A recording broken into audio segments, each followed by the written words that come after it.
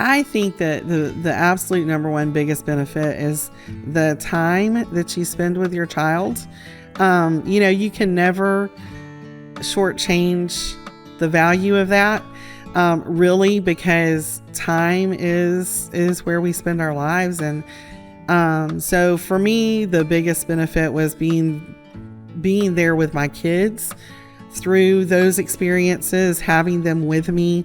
The time allowed us to, me to mentor them, me to walk through easy times with them, fun times with them, difficult times with them, without having to send them away.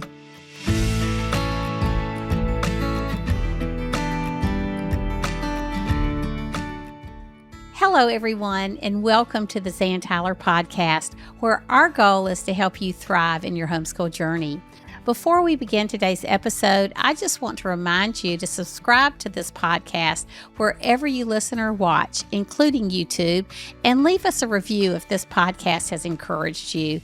Leaving a review helps other homeschool families like you find the podcast. And as always, you can follow me on Instagram and Facebook. Thanks for joining us for part 2 of this series with Suzanne Nunn. If you missed part 1, you'll want to make sure you go back and listen to it. Susan has a passion for homeschooling and for helping to equip others who want to homeschool their children. In this episode, we'll continue our discussion of creative ways to provide a customized education for your children. So stay tuned. You don't want to miss part 2 of this inspiring conversation with Suzanne. When my family started our homeschooling journey, there were so many decisions to make, but one of our best decisions was choosing to use BJU Press Homeschool. I've never seen my kids so excited to get textbooks before. I'm amazed by how interesting and interactive the lessons are. My kids actually look forward to them. We use the online video lessons for all our courses, but I know some families choose to teach from the textbooks. What I love is that I can trust BJU Press to uphold our values. The Bible and biblical principles are woven throughout each subject. I'll admit, I was a bit nervous when I started homeschooling, but I've found a wonderful online community of other BJU Press homeschool families and consultants. The Homeschool Hub also makes my job easier. I can set up our schedules and rearrange them with just a few clicks. On the dashboard, I can see each of my kids' progress, and the assignments page shows me quickly what's ready for me to check or grade. I'm glad my son's biology assignments are automatically graded. BJU Press Homeschool has given us the tools and confidence to homeschool our children. For more information, do what I did and visit the BJU Press Homeschool website or talk with your local HomeWorks consultant. Well, one thing I wanted to talk to you about is your role as chairman of the board at FPEA and director of events.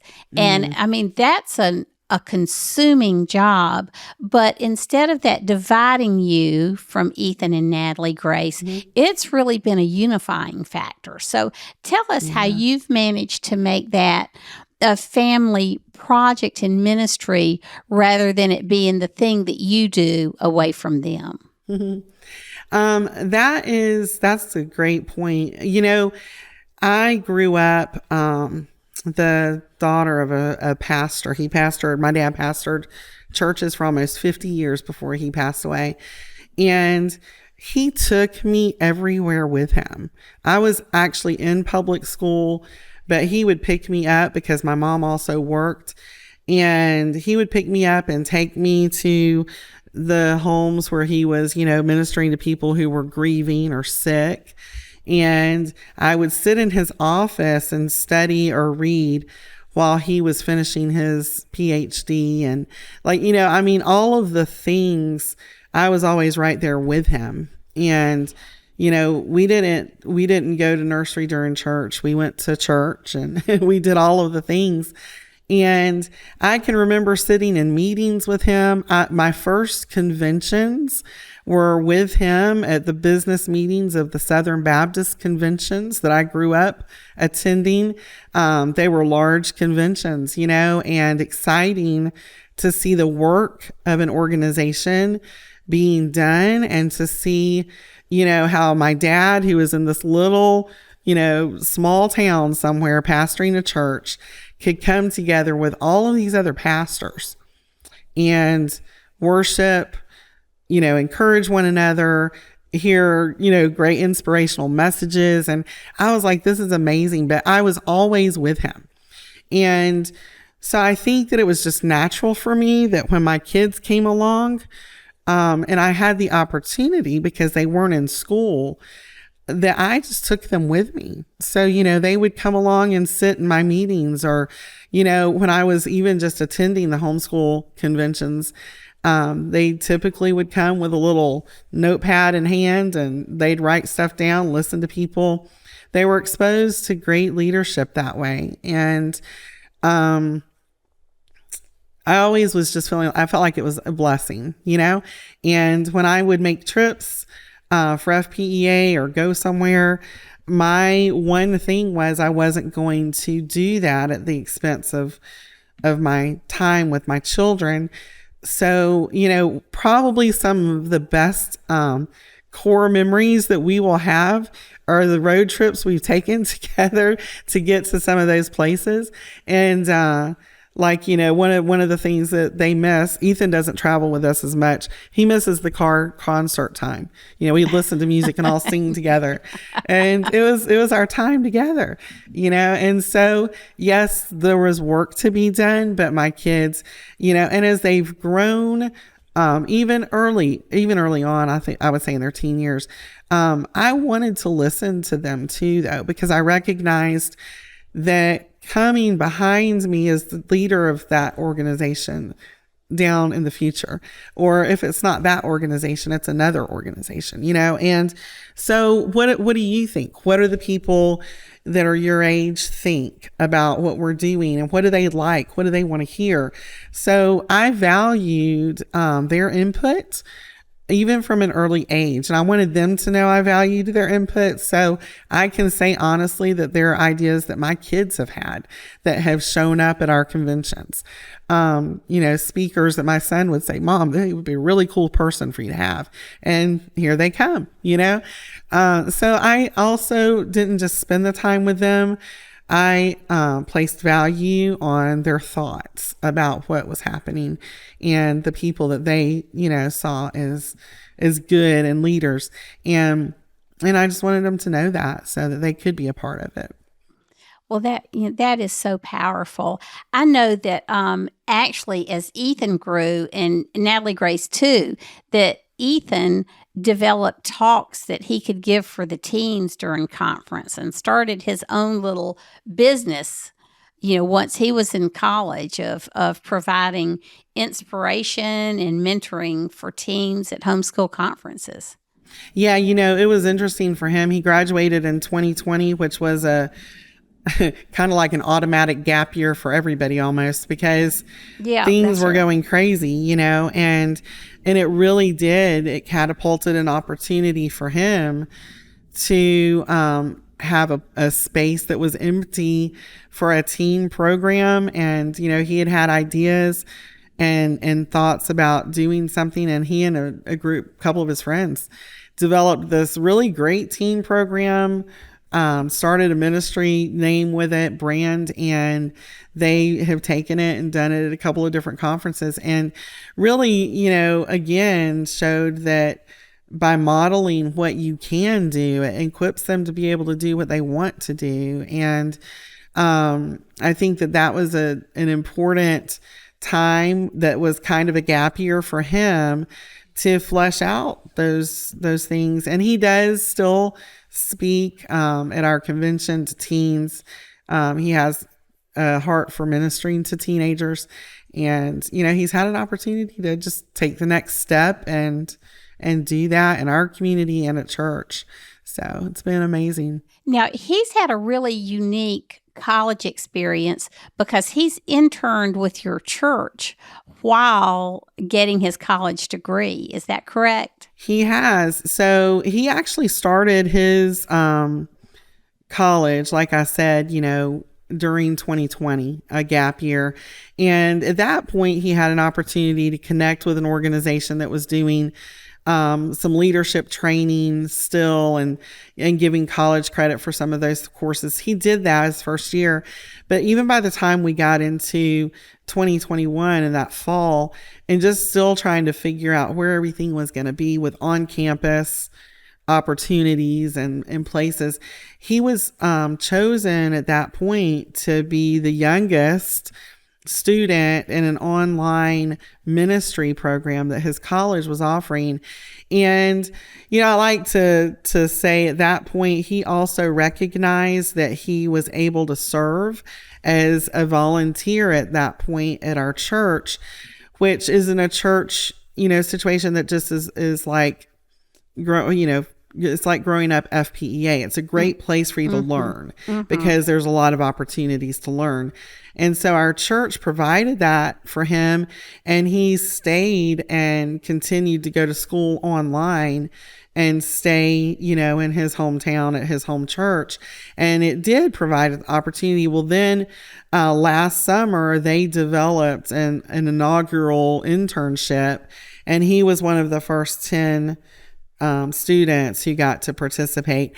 He has continued to do school online, and his plans are to finish school online because it provides him the opportunity to be able to serve in the way that he wants to serve and work. So he went from that summer internship to a year-long internship at our church, where he got to focus on, again, working with students and developing content and programs for them. So, you have really had an entrepreneurial spirit with the education of your children, not just your work as the director of events and the chairman of the board at FPEA, which you've been able to develop in a whole host of different ways. You've also sort of given them the same mind about their situation as a college student and also as an intern. It's very unique and gives us some really good things to think about, I think, as our own children leave the nest and are contemplating college. Yeah, absolutely. We all learn, I think, so much from experiences, and I always wanted them to have that. Yes. Yeah. Yeah, because there's got to be some book learning that takes place for sure. But when you can join that with real life experiences, service and internship and just serving others like they've done with FPEA and in the church and so many other places, then I think it's just a powerful 1-2 punch. It has been. So, and God's really blessed us in that. Yeah, I do too, Suzanne. I mean, and it's just been wonderful for me to watch their lives unfold and their unique plans and their unique giftings. I've loved watch Ethan and Natalie Grace grow up. So I know we talked about it a little bit, but I want you to talk about how travel has shaped your kids' lives in some ways, because I really do believe that when you homeschool, the world can be your classroom. And that's such a learning experience. So sort of tell us your philosophy of travel and how you've worked it out. It's not like you have you don't have a rich, affluent lifestyle where you can just decide to cruise or go to Europe for a month, but you have used some creative ways to be able to afford travel and show your kids some amazing things. And I wish you would just share some of that with us. Sure. Well, a lot of that was in opportunities that we took, just along the way. To stop and smell the roses, so to speak. I think that when I was growing up as a kid, we did travel, and I would get I still to this day cannot believe we literally drove past Yellowstone National Park, past the Grand Canyon, past the Geyser, Old Faithful, and we didn't stop. And I'm like, what were we thinking? You have to stop and experience this as we're going, right? And so I wanted to take the opportunity. So, we would be on a short trip or a long trip. And if I could find a way to take it off the road for a few minutes. And, we've done driving tours of battlefields because we didn't have time to do walking tours. And, Ethan was and is a history nerd himself. And he was amazing because Natalie Grace, like I said, we had some issues with dyslexia. And so sometimes reading for her was a little slow and she didn't love it.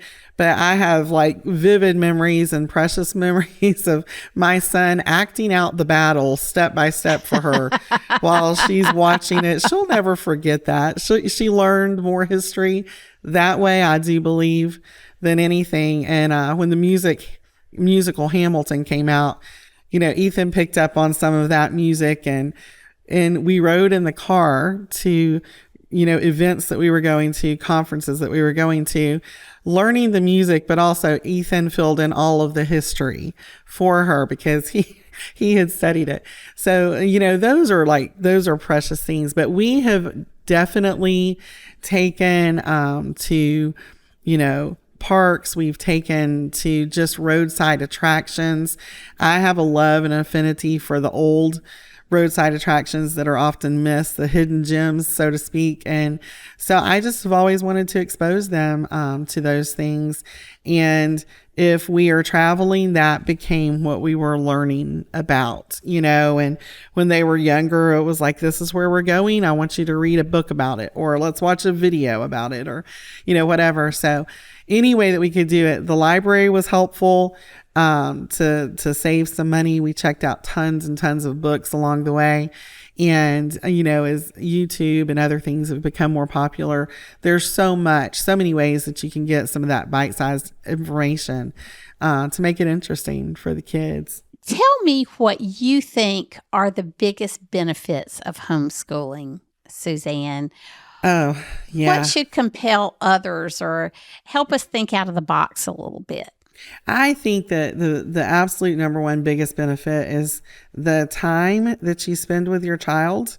You can never shortchange the value of that, really, because time is where we spend our lives. And so for me, the biggest benefit was being there with my kids through those experiences, having them with me. The time allowed us to, me to mentor them, me to walk through easy times with them, fun times with them, difficult times with them, without having to send them away for, hours or a chunk of the day. So that's a huge benefit. And I think that the other one that I think we don't necessarily focus on as much is how it grows us as the parent. I wouldn't be doing what I'm doing now, which I love my job. I wouldn't be doing it if I hadn't decided to homeschool my kids. It's the truth. That's the truth. Yes. Yeah, it stretches you into places that you're not expecting. And, you grow once you're trying to actually figure out your child and study what they need and what you learn so much. Not just for them, but for yourself. So that's a huge benefit, but, I don't always hear people, make that connection, but that time is precious. One of the things that George Barna says, and for those of you who may not know him, he's sort of the statistician for all things church and Christianity related. And I've heard him say that in this generation, nobody has the pulse on our children's faith anymore.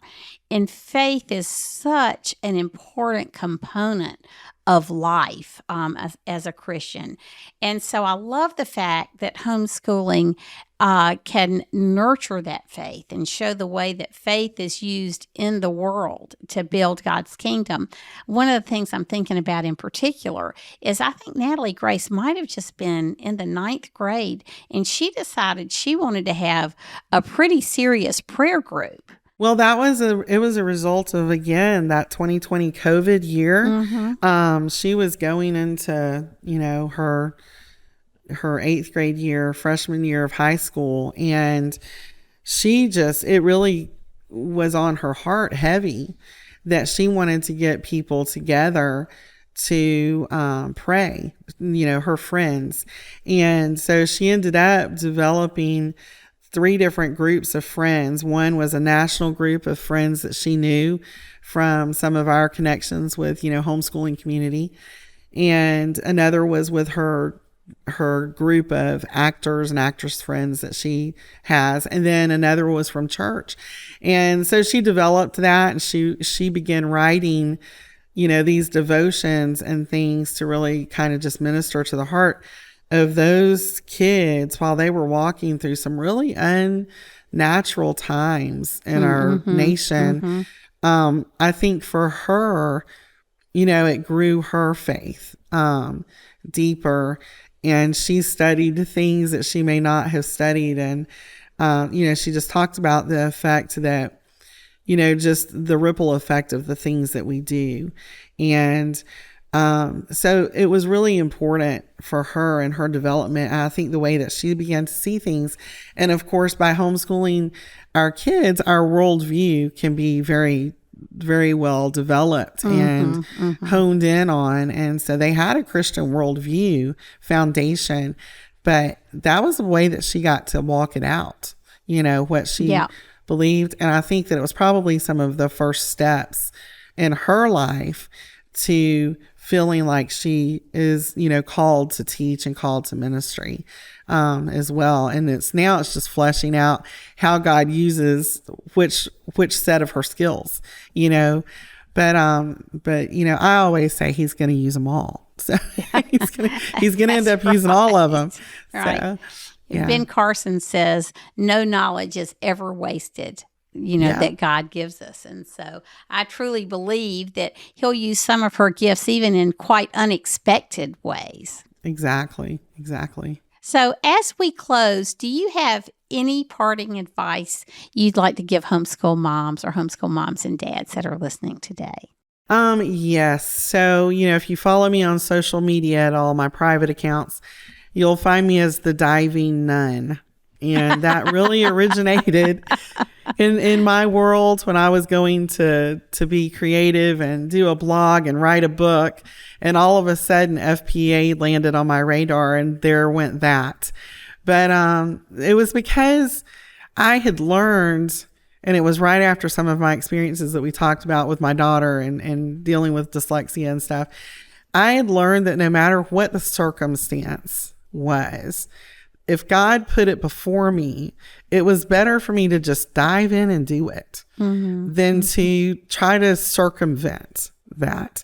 So I became the Diving Nun. I've never actually been a diver, not in the literal sense of the ocean, but that is my philosophy at this point in life. And I would suggest that to other people.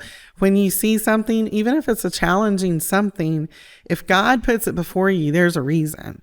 So dive in, embrace it, and see what He's going to do, because it'll be shocking and surprising sometimes. And that can be with gifts from your children. It can just also be hard times you're going through as a family. Dive in and embrace that and see what the Lord is going to do through that as well. Absolutely. Well, Suzanne, you are one of my dear friends, and thank you for all the joys and memories and treasures your family, and especially Natalie, Grace, and Ethan, Mike, you and Mike have given to us over the years. And thank you for these events you put on with FPEA. They're truly a gift to the homeschooling community. They are a pleasure for us. So I hope that they can be a blessing. But thank you, and thank you for having me today. It was a lot of fun.